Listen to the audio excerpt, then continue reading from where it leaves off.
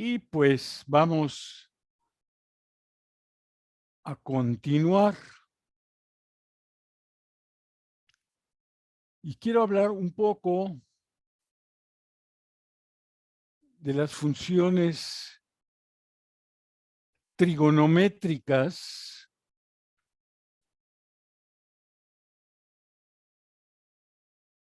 ¿sí? Y lo que vamos a ver de las principales funciones trigonométricas es que efectivamente son continuas.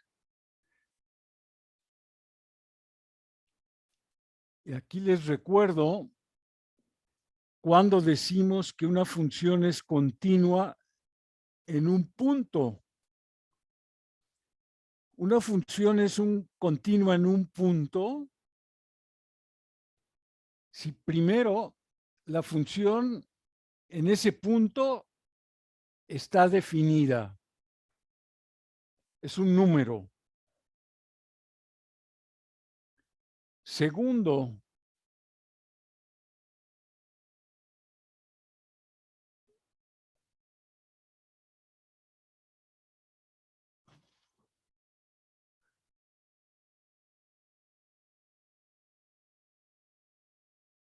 el límite, cuando X se aproxima a ese número A, existe. Y luego, tercero, ese límite coincide con el valor de la función en A. Entonces,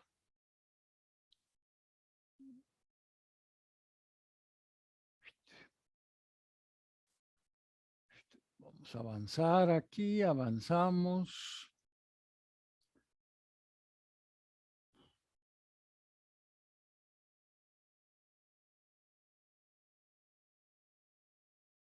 Hasta acá. O sea, yo quiero convencerme que la función seno es continua en cero, ¿no? La función seno de t es continua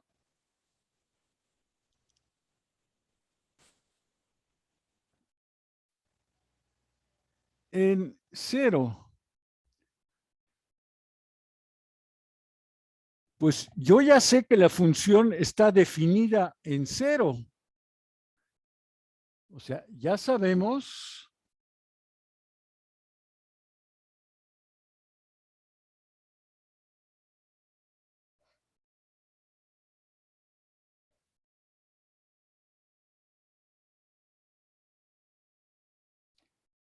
que seno de cero es cero. La función sabemos que está definida en cero y vale cero. Entonces, esto es el punto número 1. Ahora lo que quiero ver es si este límite de la función seno de t, cuando t tiende a cero, la pregunta es, ¿existe? ¿Existe este límite? Pues no lo sé. De entrada, pues yo no sé si existe este límite. Entonces me voy a tratar de convencer de que sí existe. Y para eso otra vez me voy a auxiliar de un dibujo. Entonces déjenme borrar aquí.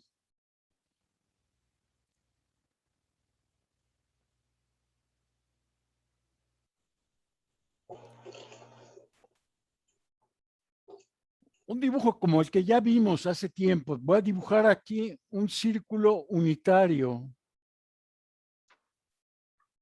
Ahí está el círculo unitario de radio 1.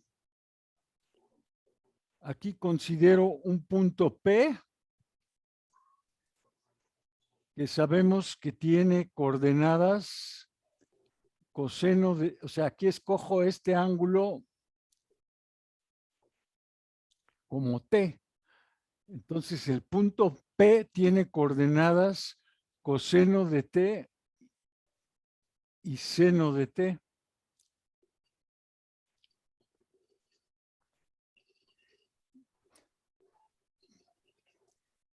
Entonces, aquí está el centro del círculo. Aquí está el punto A. Y voy a dibujar una línea auxiliar aquí, que es una vertical que parte del punto P y que llega acá abajo, ¿no? Perpendicular, 90 grados.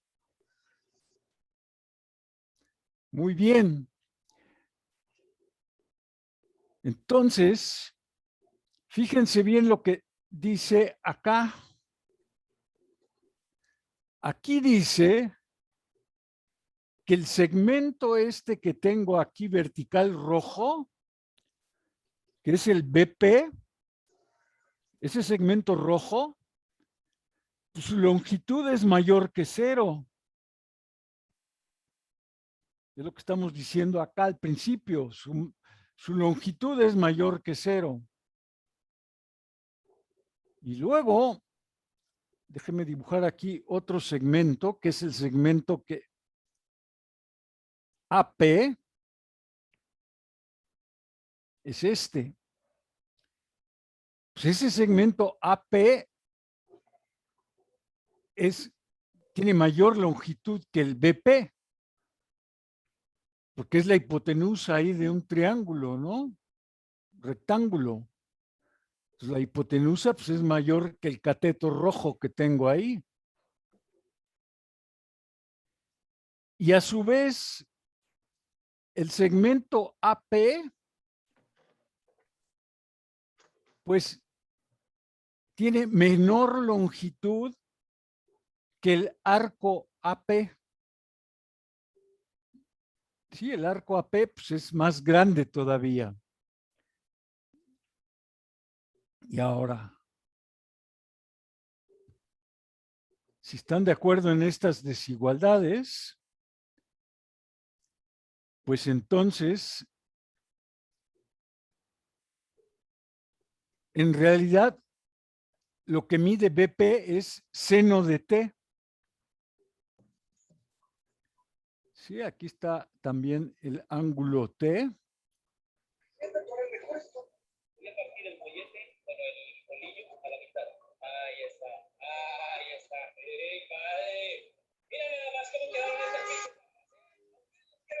A tu mamá le queda así.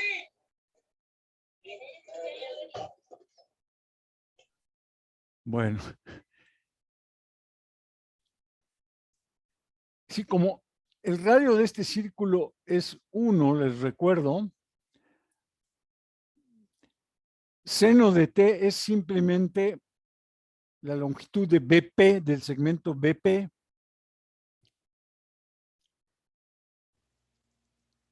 Y la longitud del arco AP, pues es T. Entonces, esto que está aquí es seno de T, eso es mayor que 0. Y esto que está aquí, esto mide T. Entonces, seno de T es a su vez menor que T. Y obtengo esta relación, que esa es la que obtengo si tomo T positiva. Pero les recuerdo de la vez pasada, o de varias veces que hemos dicho, que también puedo tomar yo un punto acá abajo, un punto P' acá abajo también puedo tomar. Y hacer más o menos lo mismo, ¿no? Con este punto de aquí. Nada más que ese punto P', pues el ángulo va a ser negativo. Porque acuérdense que los ángulos positivos son en esta dirección y aquí el ángulo sería en la dirección contraria, sería negativo. Pero fuera de eso, obtengo con un punto P' una desigualdad del mismo estilo que la que obtuve acá. Sí, obtengo otro emparedado, ¿no? O sea, arriba tengo al seno de t entre 0 y t. Y abajo tengo también al seno de t entre t y 0. Y ahora,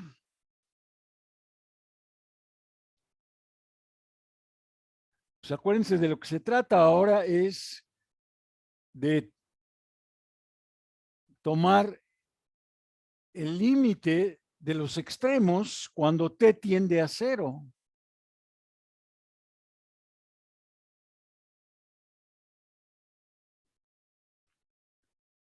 Ahorita, cuando estoy con esta, pues sería por la derecha, ¿no? Con t's positivas. Estoy con estas t's. De todas formas, el límite de la izquierda es 0, este de acá. El límite del lado derecho también es 0. Entonces, a lo que está en medio no le queda más que también su límite sea 0. O sea, ahorita ya sé que el límite de seno de t, cuando t tiende a 0 más, es 0. Y luego, si tomo esta otra, y ahora hago también tender a t a 0, pero ahora con valores negativos de t, pues también este primer término t pues va a tender a 0. El 0 que tengo aquí pues tiende a 0. Entonces voy a tener que el límite del seno de t, ahora cuando t tiende a 0 por la izquierda es 0. Y como coinciden los límites por la derecha y por la izquierda, el límite a secas existe.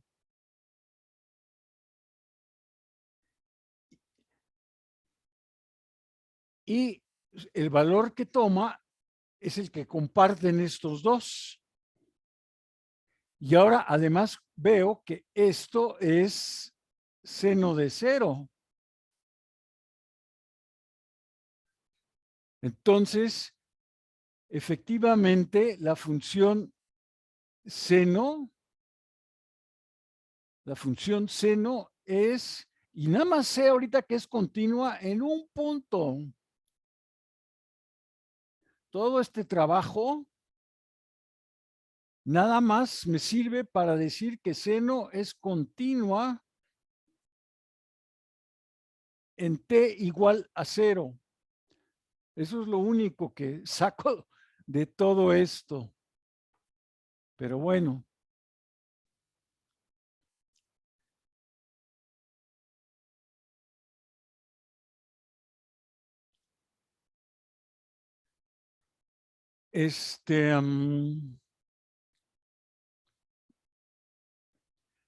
Pregunta entonces, y creo que no está, a ver, dejen ver.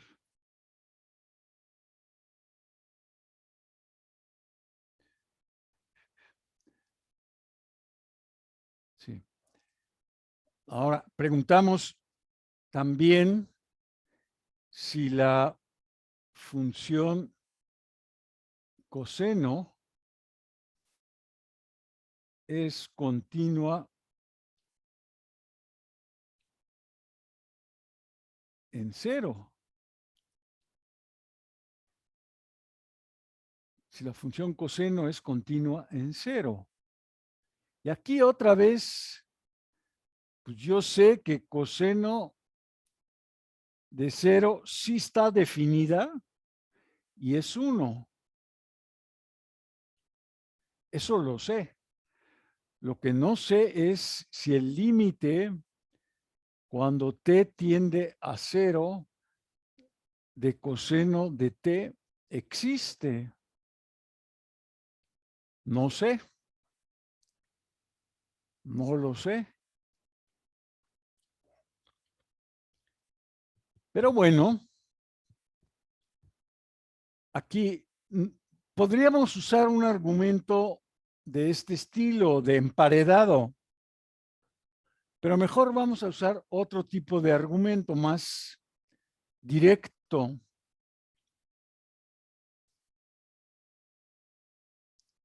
Un argumento en el que voy a manipular fórmulas. Porque de hecho, si se fijaron aquí, quiero hablar también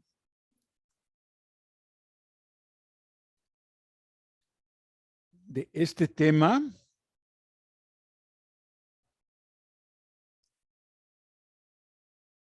sobre las funciones trigonométricas. Y como ven, la primera identidad que tengo aquí es la que ustedes seguramente conocen, que seno cuadrado de un ángulo más coseno cuadrado de un ángulo es 1. Y esta es la que quiero usar ahorita. Esa es la que quiero usar.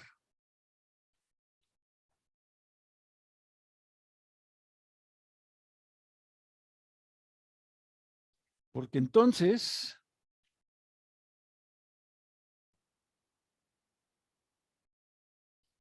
si coseno cuadrado más seno cuadrado es 1,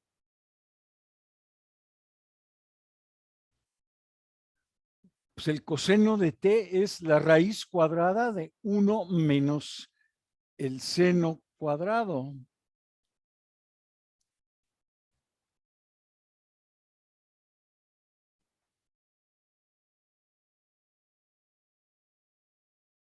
Y ahora, acuérdense que el límite lo puedo meter dentro de la raíz. Entonces me va a quedar aquí una raíz. Aquí va a quedar el límite.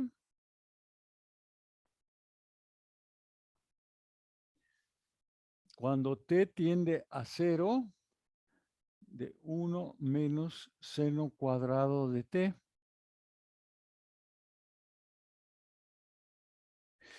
Y ahora esto es el límite de una diferencia, pues es la diferencia de los límites.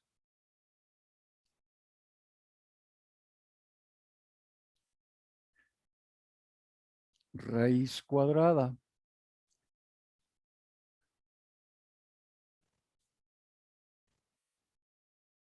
Y esto es el límite cuando t tiende a 0 de 1 menos. Y el límite de una potencia, pues puedo calcular primero el límite del seno.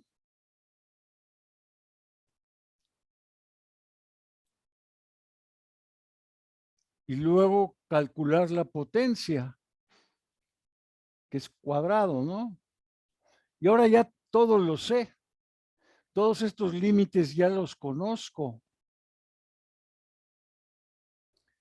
El límite de 1, pues es 1. El límite cuando t tiende a 0 de seno de t, lo acabamos de calcular, es 0. Entonces me queda raíz de 1 menos 0 al cuadrado, pues eso es 1.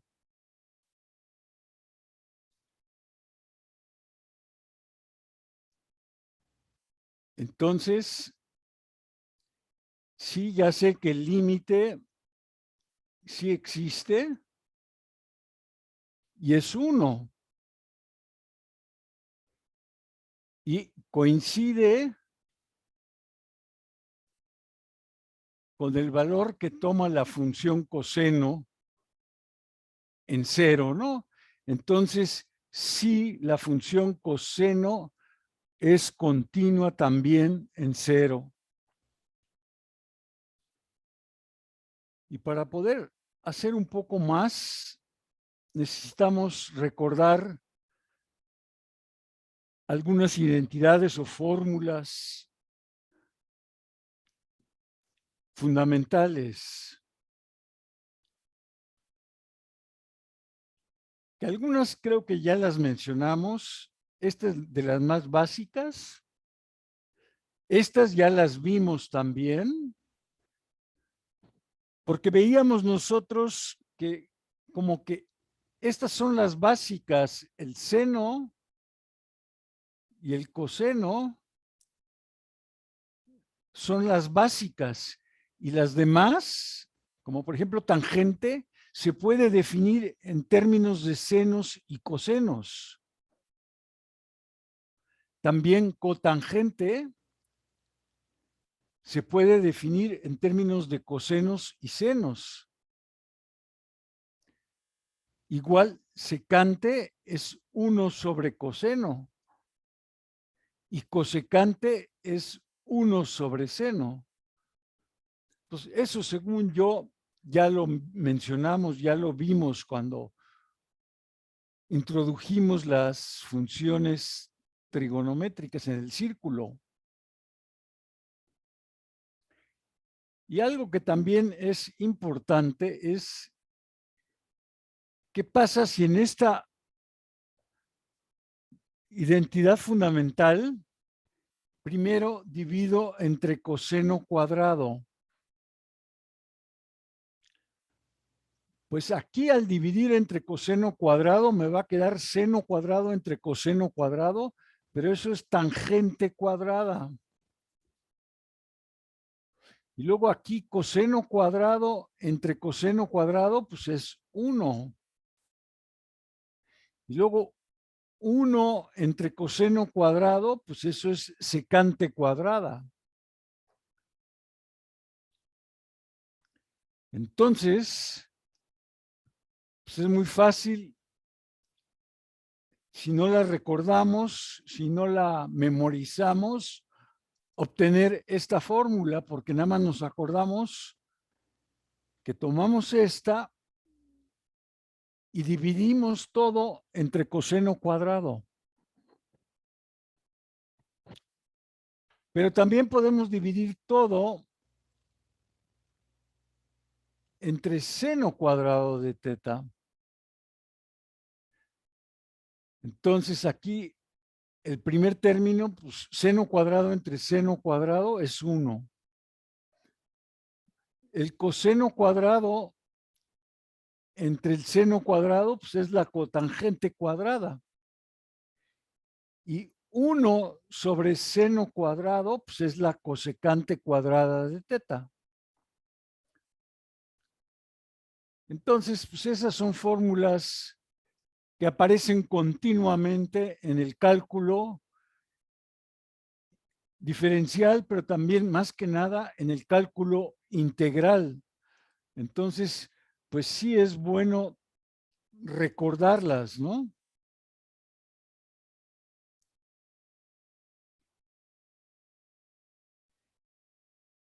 Y también son importantes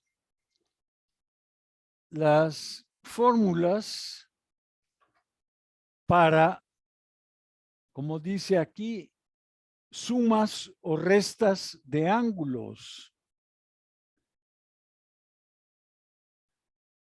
Entonces, por ejemplo, aquí tenemos al principio el seno, vamos a tomar el signo más. Entonces va a ser el seno de alfa más beta, pues es igual a seno de alfa coseno de beta más coseno de alfa seno de beta. Y si tomo el símbolo de abajo, el menos, entonces la fórmula es seno de alfa menos beta, es seno de alfa coseno de beta, y aquí también tengo que tomar el símbolo de abajo, el menos, coseno de alfa, seno de beta. Entonces, para seno, para suma o resta de ángulos. Y para coseno, pues tengo algo similar. Nada más que ahora, ojo, ¿verdad? Si tomo la suma de alfa más beta, aquí en el lado derecho, lo que tengo que tomar es el símbolo de arriba, que es el menos. Mientras que si acá tomo ahora el menos, el de abajo, aquí también tengo que tomar el símbolo de abajo, que es el más.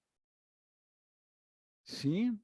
Pues hay que acordarse de ese pequeño detalle, que cuando tenemos la fórmula del seno,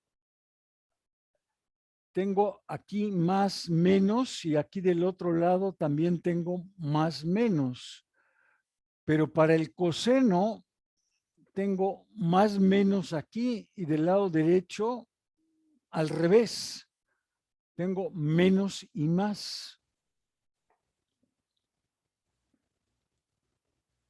Y las vamos a usar ahorita en un momento estas fórmulas. Un caso particular se obtiene cuando los ángulos coinciden. O sea, cuando beta es igual a alfa. Porque entonces vamos a tomar la suma aquí. Aquí del lado izquierdo va a quedar el seno de 2 alfa. Y aquí del lado derecho, ¿qué va a quedar? Pues va a quedar el seno de alfa, coseno de alfa, más coseno de alfa, seno de alfa. Y eso no es más que 2 veces seno de alfa, coseno de alfa.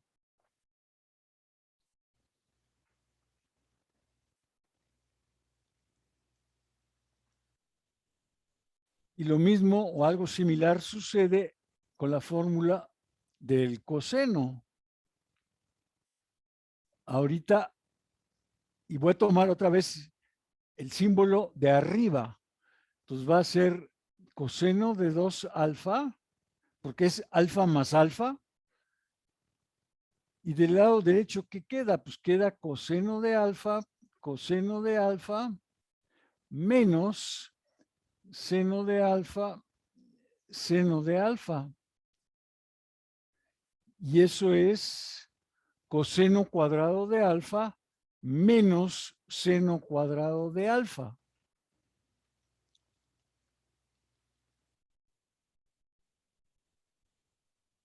Que son fórmulas útiles en muchas situaciones.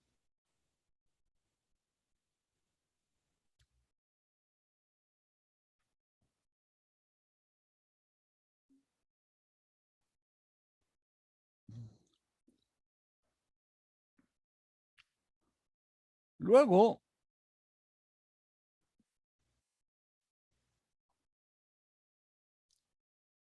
si considero esta fórmula para coseno de 2 alfa y sustituyo en vez de coseno cuadrado de alfa 1 menos seno cuadrado de alfa, sí, esto es lo mismo que coseno de alfa.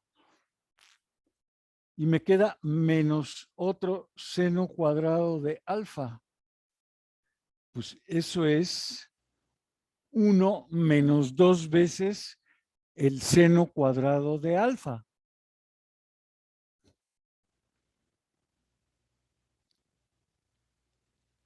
Si lo que sustituyo aquí es el seno cuadrado de alfa,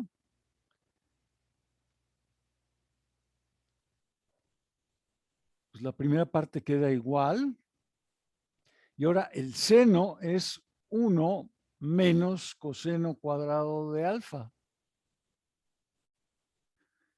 Y eso me da 2 coseno cuadrado de alfa menos 1.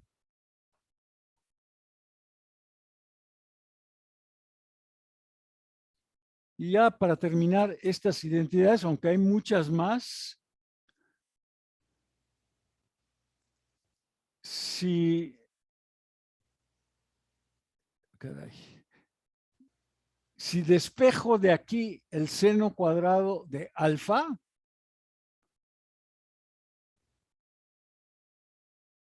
pues lo que voy a obtener es 1 menos coseno de 2 alfa entre 2. Sí, si simplemente despejan de ahí el seno cuadrado de alfa, igual si en la de abajo, a ver, vamos a borrar.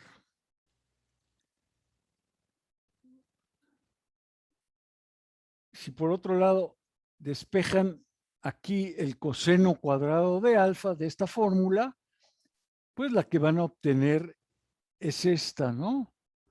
Coseno cuadrado de alfa es 1/2 de 1, ahora más coseno de 2 alfa, ¿no? Entonces, esas son algunas formulitas que es bueno conocer y pues, tratar de irlas memorizando, ¿no? Aprendiéndolas.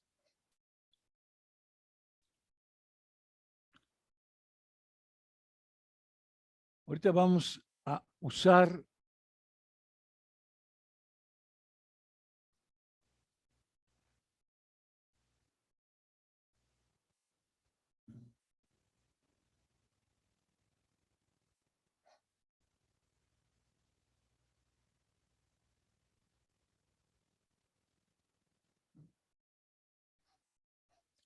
aquí ahora somos más ambiciosos,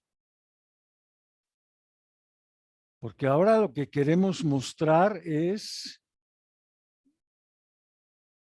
que la función seno de x no es continua nada más en cero, sino es continua para toda x, ¿sí? O sea, para todos los números reales.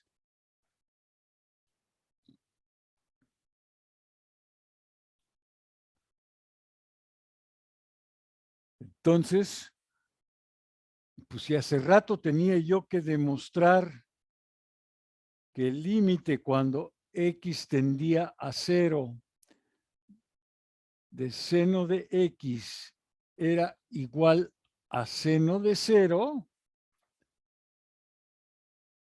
pues igual aquí ahora lo que tengo que demostrar es, en vez de 0, me acerco a a.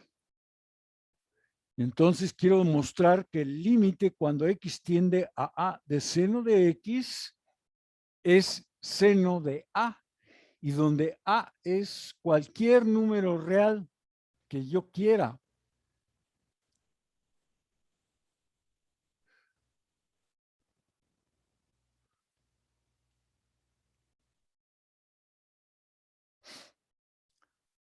Bueno,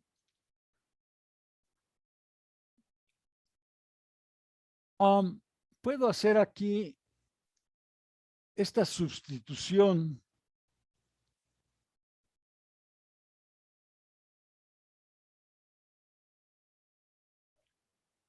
Sí, a esto le llamamos una sustitución. Voy a escribir x como a más h.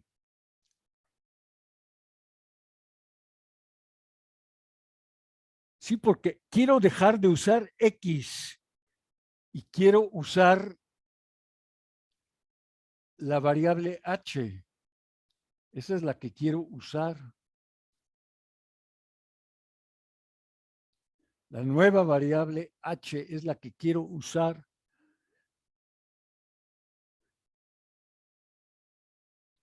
Y entonces fíjense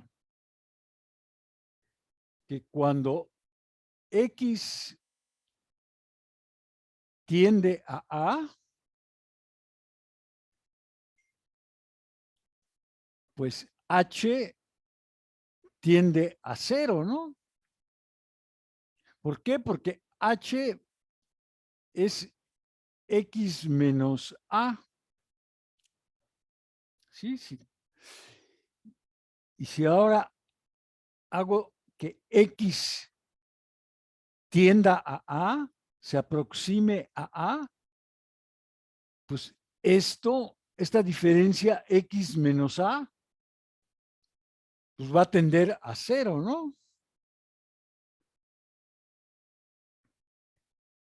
Entonces, este límite lo puedo escribir de esta otra forma. Porque X es lo mismo, aquí está, X es lo mismo que A más H. Entonces, esta X de aquí, pues la puedo escribir como A más H. Y como acabamos de decir, cuando X tiende a, H tiende a 0. Entonces, este límite que tenía que ver con X, ahora es un límite que tiene que ver con H y H tiende a 0.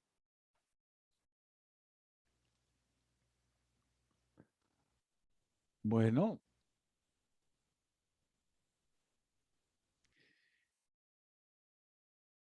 y esto, pues, esto no se vio afectado, esto es lo mismo, quiero ver esto, ¿no? Quiero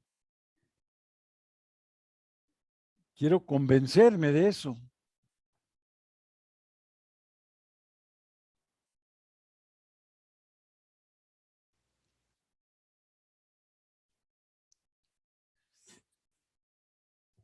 ¿Sí? No, ahorita no me consta, no lo sé.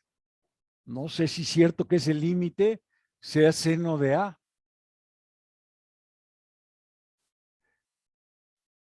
Ahora, si se fijan, voy a escribir, ahí tengo una suma de ángulos, ¿sí? A más H. Entonces, por las fórmulas que acabamos de ver,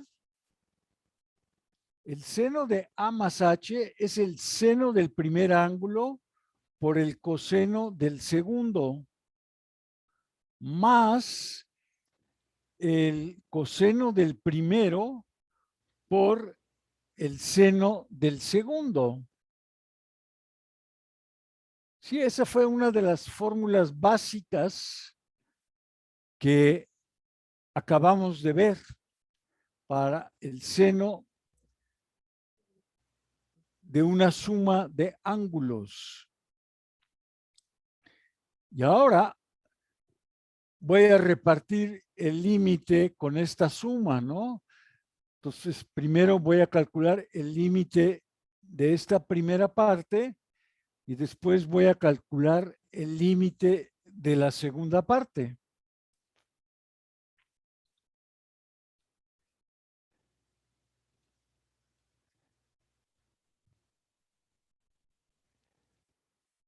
La primera parte, que es seno de A coseno de H, pues hay un producto aquí, ¿no? Esto es un producto. Esto no tiene nada que ver con H, eso es una constante. Entonces, lo puedo sacar fuera. No tiene nada que ver A con H.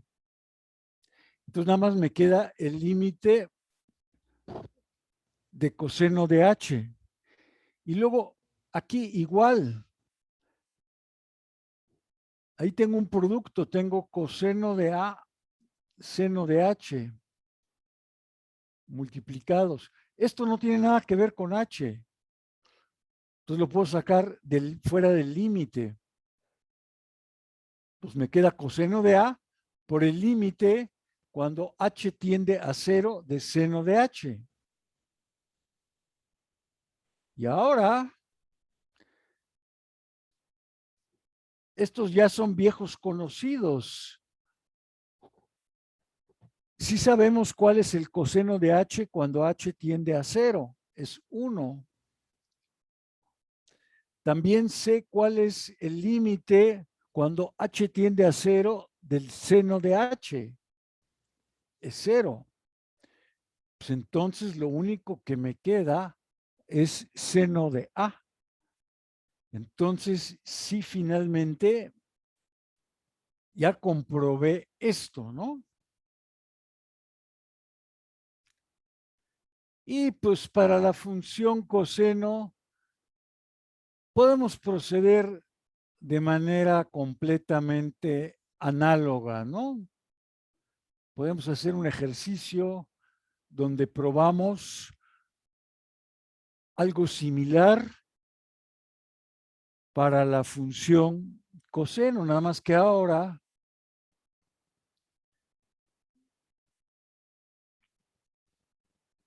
pues tenemos que usar la fórmula para la suma. Entonces me va a quedar el coseno de A, el coseno de H, menos el seno de A, el seno de H.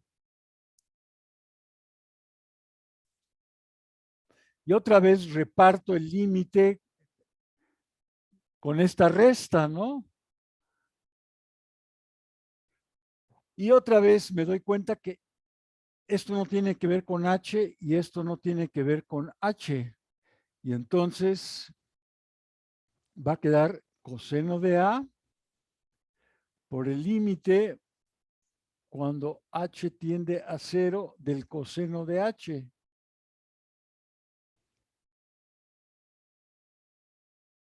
Y luego va a quedar menos seno de A por el límite cuando H tiende a 0 del seno de H.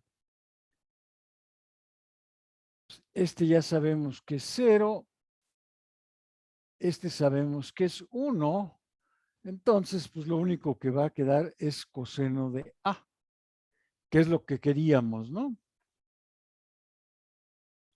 Bueno.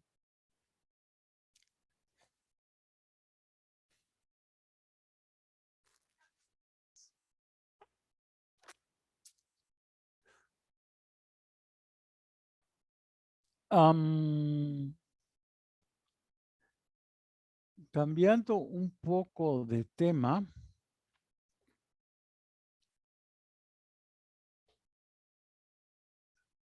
les recuerdo que la vez pasada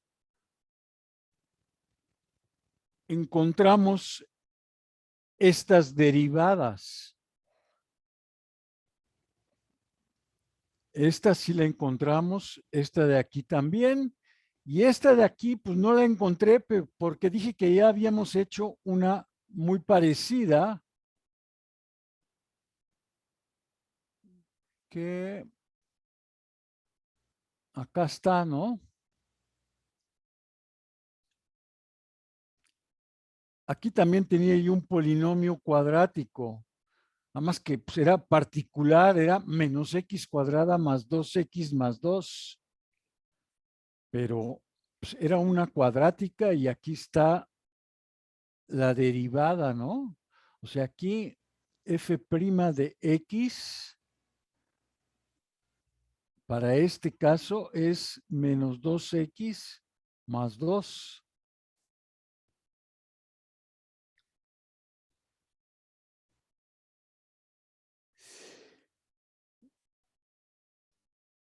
Y pues lo que queremos preguntarnos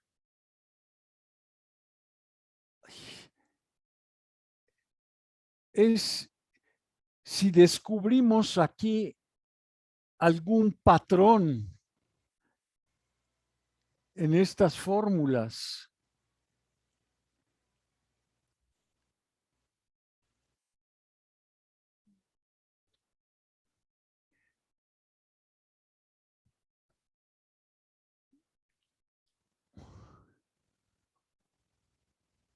Sí, o sea,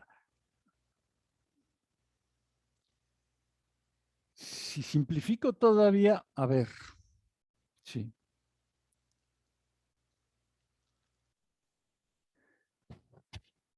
Si tomo como f la función constante igual a 1, espero que a todo mundo le quede claro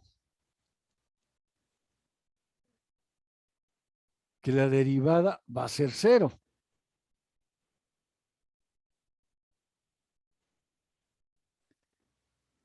Y a todos les voy a llamar f, ¿sí? Para no tener que usar otros subíndices. Si f de x es x,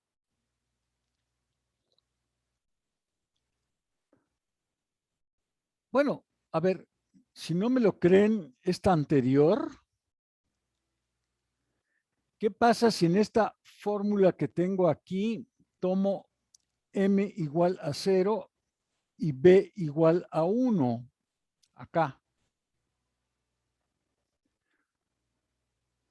Pues, ¿están de acuerdo que eso me da simplemente f de x igual a 1? Sí. Y luego, pues la derivada sería esta. ¿Y cuánto es? Pues si m es 0, f' de x es 0. Es esto. Ahora,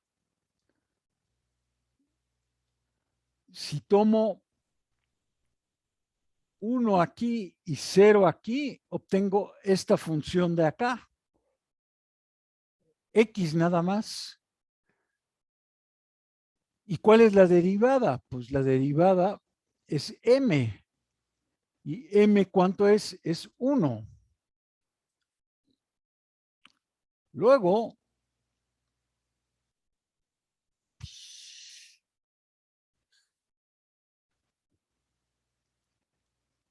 quiero tomar x cuadrada. Pues esa también la puedo obtener de lo que ya tengo hecho. A ver. Dejen borrar aquí. De la segunda,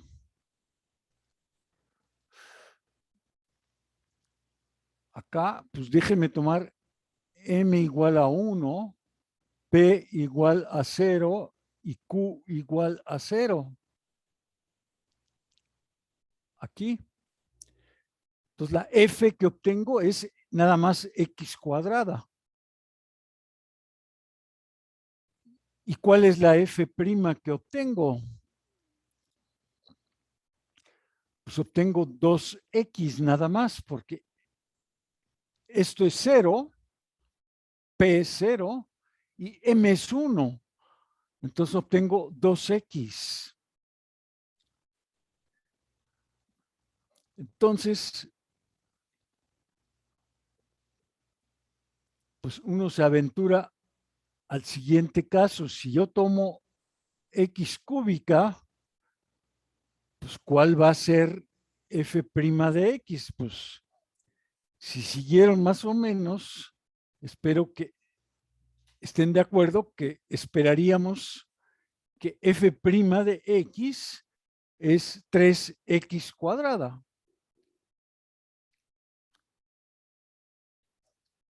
Que cómo se obtiene este exponente que está aquí arriba, se coloca aquí al frente. Y luego ese exponente se reduce en 1. Era 3, pero ahora es 2. Entonces, por ejemplo, si tengo x cuarta, pues primero pongo este 4 al frente y ahora lo reduzco en 1. Entonces va a quedar 3. Entonces, f' de x, pues yo esperaría que fuera 4x cúbica. Y así en general, ¿no? O sea, Digo, no estamos probando nada, nada más estamos sugiriendo algo. Que si tengo x a la n, donde n es un natural, pues esta n la tengo que bajar aquí y luego disminuir el exponente en 1. Y eso esperaría yo que fuera f, la derivada.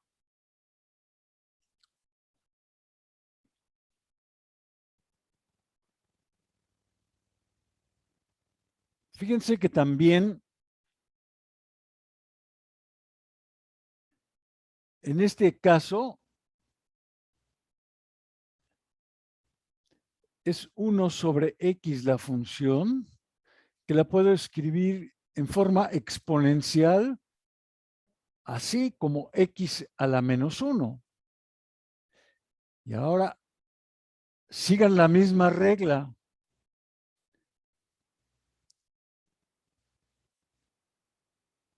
Bajan ese exponente que es menos 1. Luego ponen x y luego reducen en 1 el exponente. Entonces, pues va a quedar menos 2, que es justamente lo que encontramos nosotros aquí. Es lo mismo, menos 1 entre x cuadrada. Entonces, espero que sí estén convencidos que afortunadamente para estos casos hay un patrón, lo cual pues, nos facilita mucho la vida porque pues ciertas derivadas son sumamente fáciles de calcular.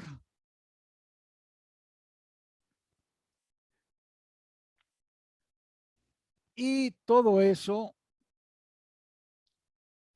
a ver si está aquí. Déjenme ver. No.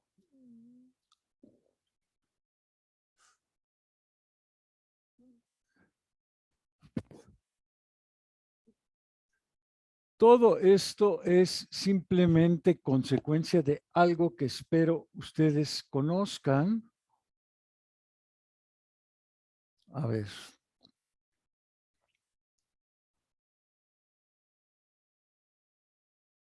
A ver, voy a escribir aquí algunas cosas.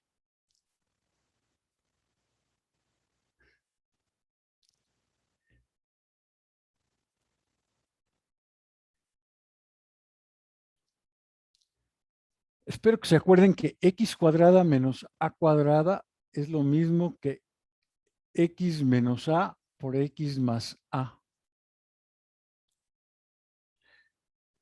Que x cúbica menos a cúbica, también puedo factorizar un x menos a. Y lo que va a quedar aquí es x cuadrada más ax más a cuadrada. Y así me puedo seguir, o sea, también para x cuarta menos a cuarta, puedo factorizar un x menos a.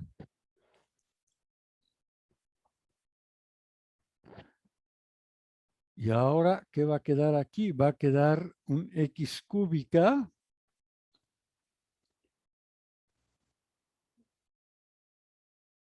más a cuadrada x más ax cuadrada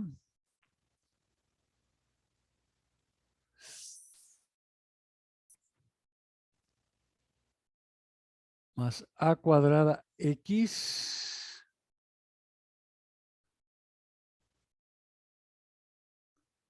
más a cúbica, ¿no?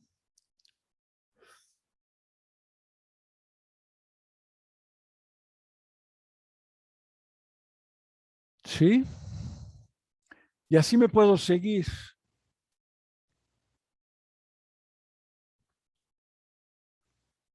Y entonces, ¿de qué me sirve esto? Uf.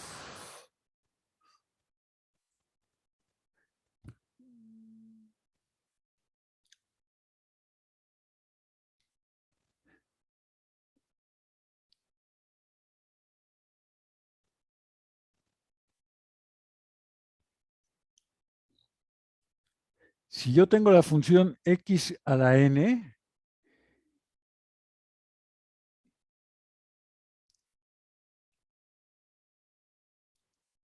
y voy a considerar bueno, estos cocientes, f de x más h menos f de x sobre h, que luego quiero tomar el límite, ¿no? Pero ahorita olvídense del límite.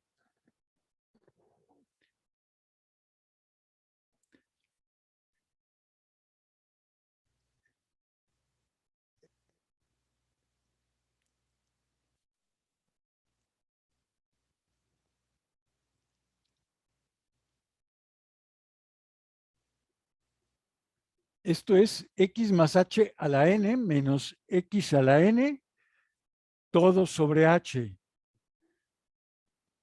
Aquí no puedo tomar el límite ahorita cuando h tiende a cero, porque lo de arriba me queda cero y lo de abajo también me queda cero. Pero por lo que acabamos de ver, esto es, imagínense que a esto le llamo b ahorita temporalmente. Entonces, esto es b a la n y esto le llamo a.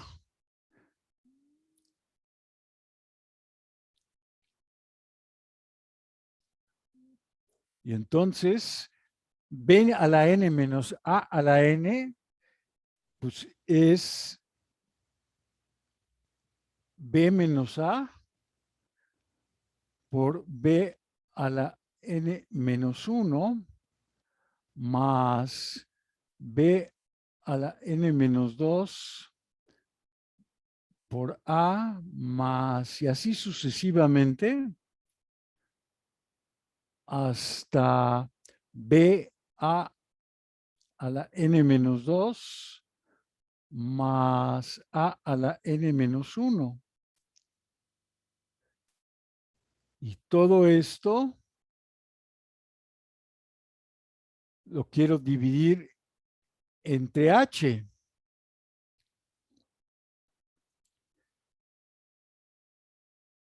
Pero recuerden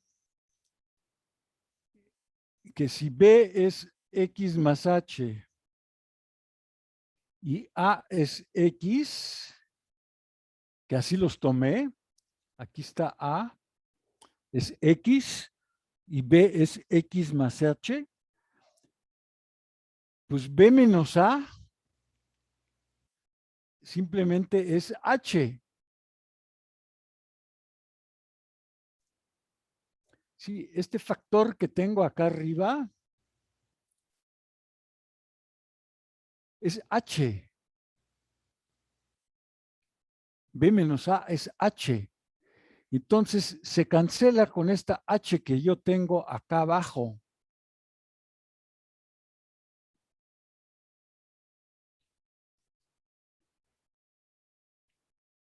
Y ahora sí puedo tomar el límite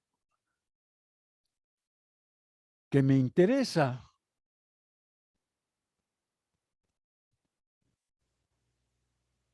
A ver, dejen borrar aquí un poco.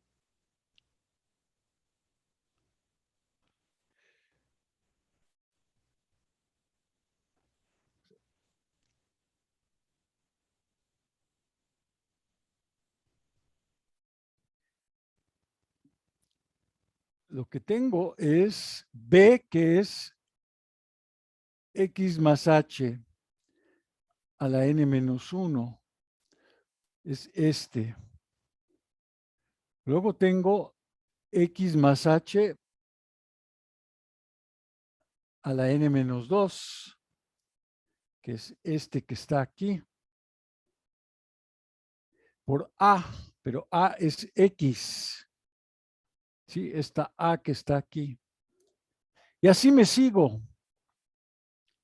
Obtengo ahí muchos términos. Finalmente llego a este, que es b nada más. A ver, dejen borrar aquí. Si no, no me va a caber.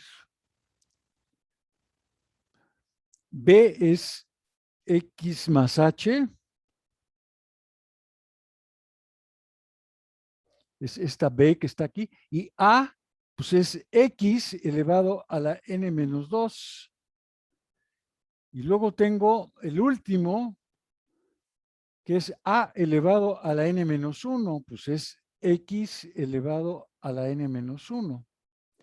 Y ahora quiero tomar aquí el límite de todo esto cuando h tiende a 0.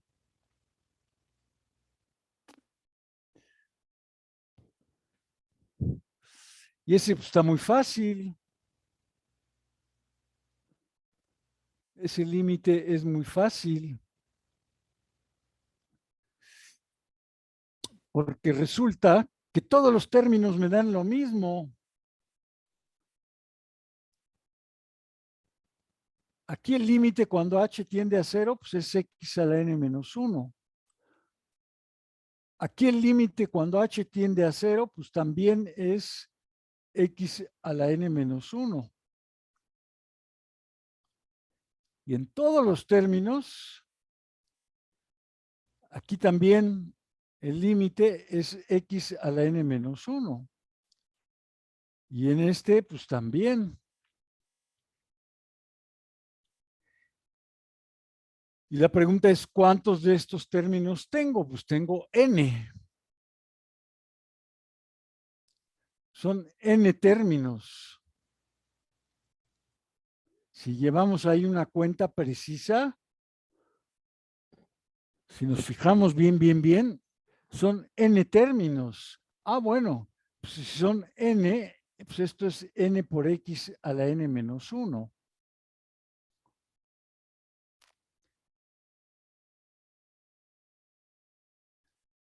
Entonces, sí sabemos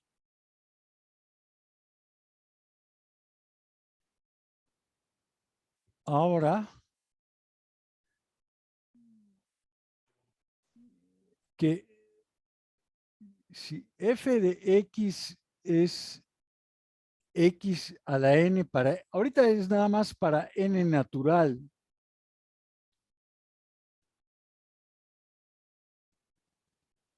O sea, todavía no podemos incluir este caso. Ahí n no era natural, ¿no? Porque aquí f de x era así. Y este pues no es un número natural. Este es un entero, pero no es un natural.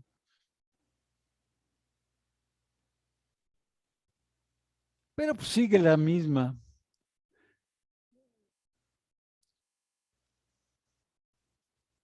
Entonces, si f de x es x a la n, pues obtenemos que su derivada es n por x a la n menos 1. Bueno,